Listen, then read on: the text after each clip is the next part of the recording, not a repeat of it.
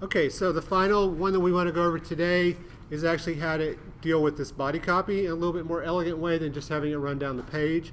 The way that most browsers will support is to use an overflow within the div tag. So the way div tags work is if there's more content than what you tell it is there for the height, by default it just forces it down.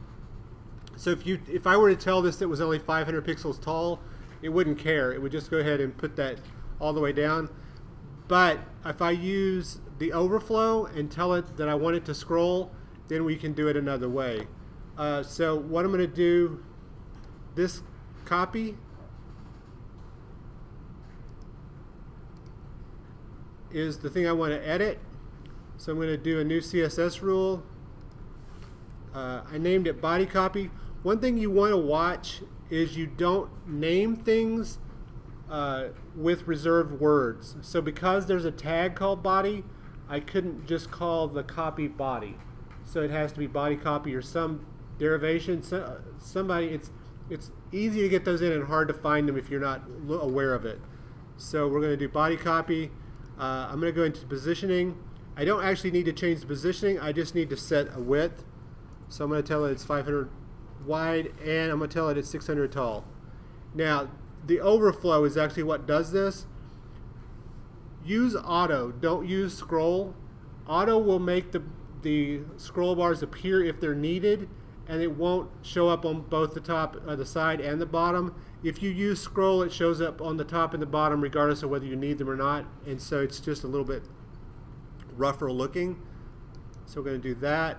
And now if we preview this,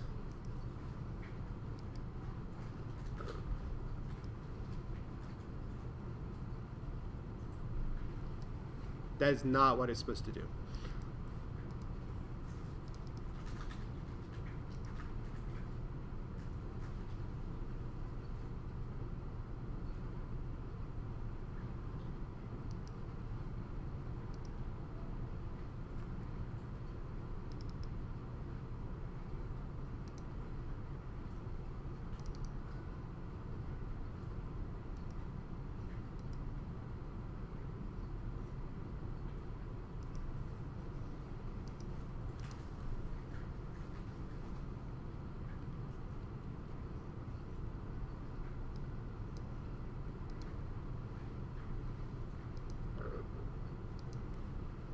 Okay, so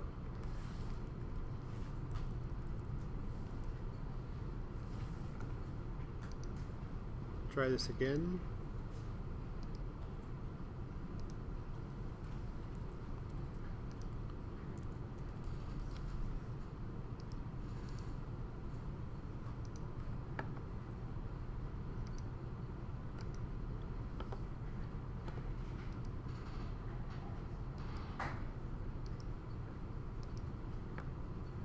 Okay, that's what it should do.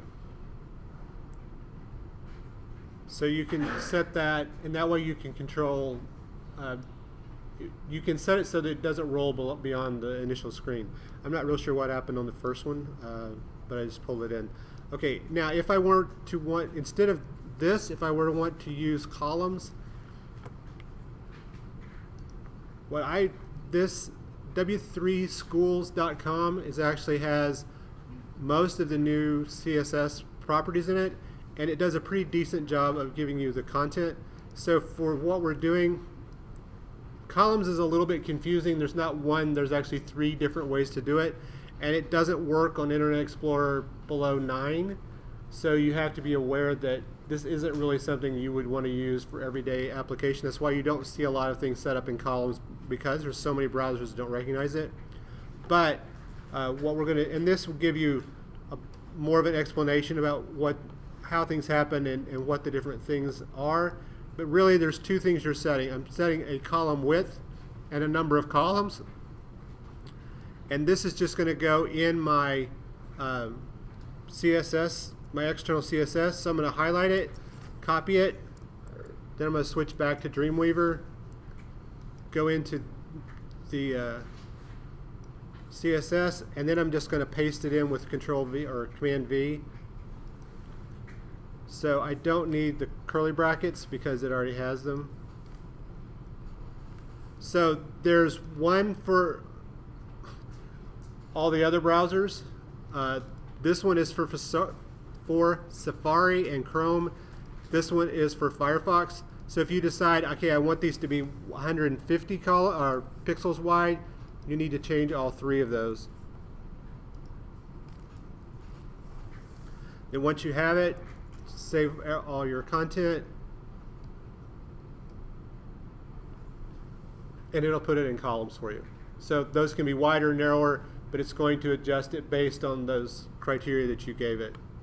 So that's ways to make your text look better by using the overflow on a div tag or by using columns. Either one of those is acceptable for this project.